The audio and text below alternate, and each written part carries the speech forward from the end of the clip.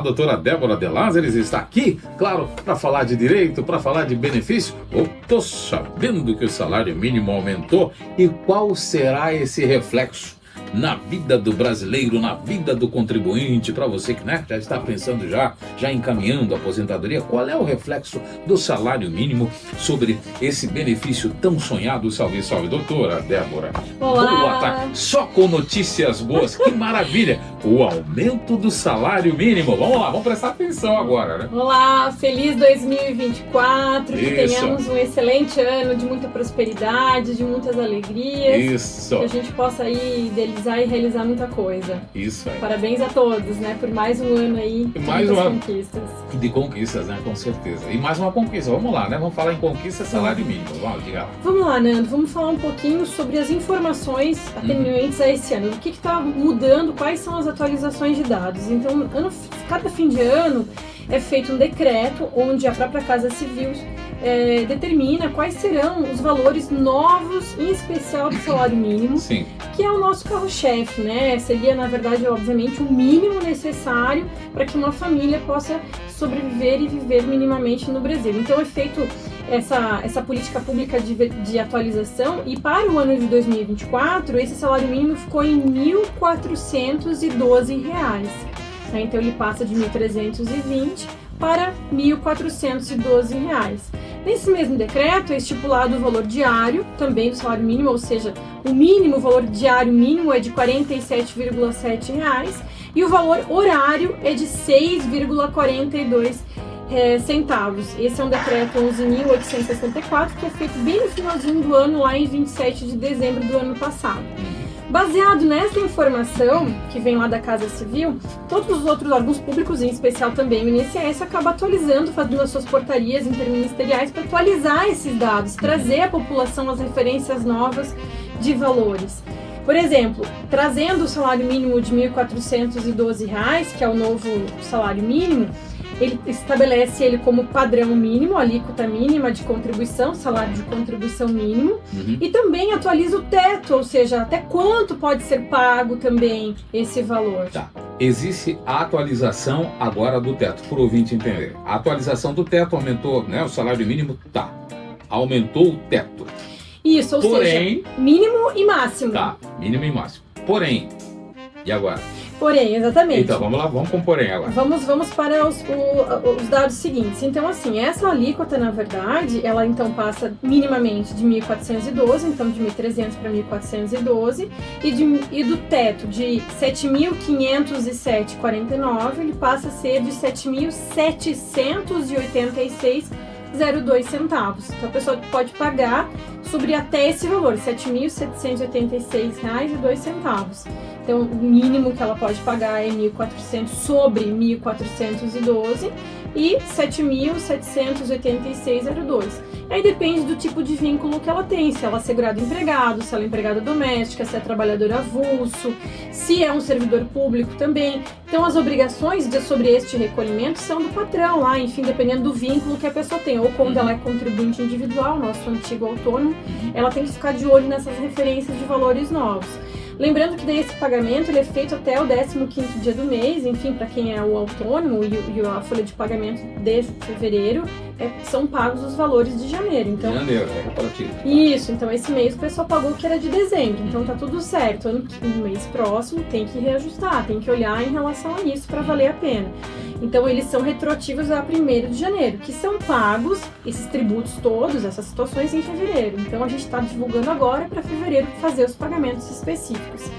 Lembrando então que também a gente tem as alterações da cota do salário família do segurado, ou seja, aquela família que tem menores envolvidos dentro de um vínculo empregatício, ou seja, se a pessoa recebe até R$ 1.819,26, essa alíquota, ou seja, se adicionar na folha de pagamento, chega a R$ 62,04, né, o menor ali de 14 anos.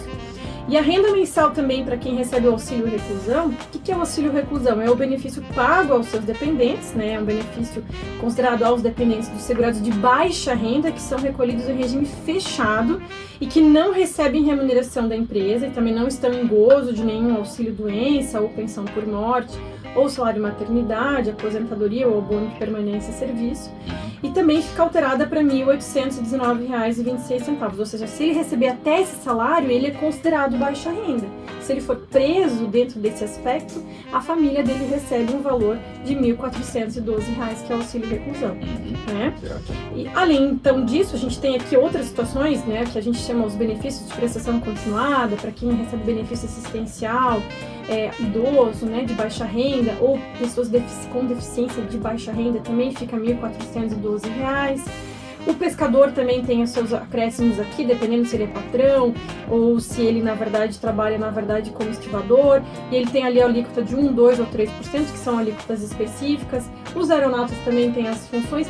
Tem alguns aspectos importantes dentro de categorias profissionais também, mas isso é importante para cada um alinhar, né? Tem bastante informação sendo divulgada, procurar um profissional de confiança desse segurado, dessa pessoa, para tomar mais atitude em relação à informação.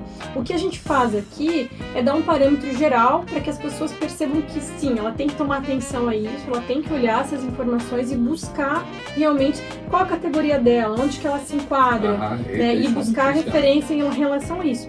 Isso são situações que acontecem de forma anuais. Para quem já recebe isso há bastante tempo, já está acostumado até a buscar essas informações, né? Daí lembrando também, em especial aqui, que a gente tem também quem se aposentou, por exemplo, se eu me aposentei em novembro do ano passado, quanto que de reajuste eu vou ter? Pois é. Né? Então a gente não tem o reajuste de 3,85% que foi divulgado. Atenção, gente, atenção, para você que encaminhou, vou entrar nessa, já... Não.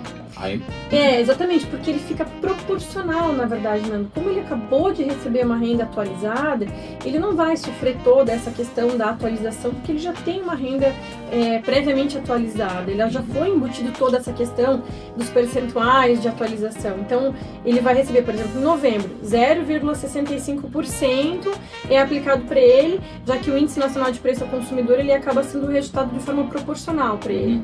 Agora, se ele se aposentou já em janeiro do ano passado, ele vai ganhar lá os 3,71%. A base de cálculo nesse caso é INPC? INPC.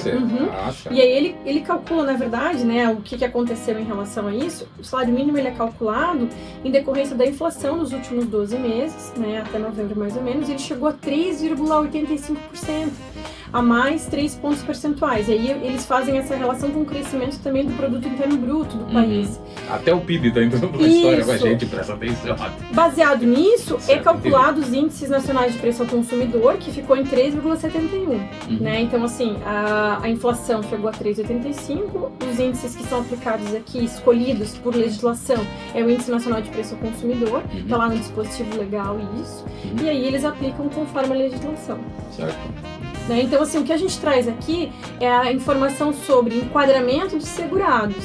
Então, um exemplo bem simples, né, sobre o recolhimento de INSS na folha de pagamento. Então, se eu recebo até o salário mínimo, eu sou empregada de uma empresa, eu vou ter lá até R$ 1.412, a alíquota progressiva para fins desse recolhimento de 7,5%. Se eu recebo entre 1.412,01 até 2.666,68, eu vou ter 9% de recolhimento. Se eu recebo de 2.666,69 até 4.003 centavos, 12% de alíquota de INSS. Se eu tiver, por exemplo, isso a partir de 1º de janeiro de 2024, 4.004 centavos até 7.786,02, que é que nós divulgamos o novo teto, 14% de alíquota progressiva para fins de recolhimento de INSS. Mas tudo isso é feito através, por óbvio, né, dos nossos queridos contadores, contabilidade, assessoria. Então, assim, o empregado ele pode ficar tranquilo em relação a isso. E sempre, né, a empresa tenta buscar o melhor caminho para trazer o conforto aí para todo mundo, não criar problemas, né? O objetivo é esse sempre, né? Então, hoje o que a gente traz aqui são as informações de atualização. O nosso objetivo aqui é trazer essas informações para os nossos ouvintes. Exatamente, é informativo, né, doutora? Se é justo ou injusto, daí isso não cabe, cabe cada um, né? A gente começa o ano já pensativo, né, em relação a muita informação. É muita informação. E eu confesso que sim, eu acho que a gente tem que ter um ponto crítico também, a gente tem que tentar rever alguns pontos. E essas insurgências, esse modo de pensar é que traz, na minha opinião, uma política sadia, não de agressividade, Sim. mas de repensar, às vezes, o quanto é importante aquele cidadão que se sente lesado, que de fato não concorda, buscar caminhos legais, buscar participar realmente, assim, de modo sadio, e tentar interagir e melhorar os caminhos para isso, né? O objetivo sempre é, na minha impressão, né, o diálogo, não necessariamente o enfrentamento, mas, né, a gente pode aqui ficar o dia inteiro conversando sobre isso e que a gente Doutora tem falou tudo, diálogo no enfrentamento, porque nesses casos assim é complicado, né? É claro, né, que dependendo da ponderação, a gente tem que se posicionar. Não é essa a ideia de não se posicionar, mas a gente tem que saber o momento oportuno para isso. O momento certo para isso. Né, e que as coisas realmente se reflitam de forma positiva, sem agressão, sem violência. Esse é o meu objetivo aqui, é trazer uma palavra aqui de conforto. Acho que essa é a ideia. Isso aí, doutora. Algo a acrescentar? Não, tá tranquilo. Aqui é bem tranquilo. isso, né? O objetivo nosso hoje é nos comprometer com a informação. Então, várias novas pessoas ali, é importante observar isso, procurar um profissional de confiança, procurar as pessoas de referência que possam auxiliar as pessoas e justamente seguir o caminho aqui da forma correta com que moramos no Brasil, aceitamos as regras do Brasil e é assim que funciona. E é isso aí, que é assim que funcionam as regras, né? Até mais, então, até tá breve. bom. Tchau, tchau. Tá certo.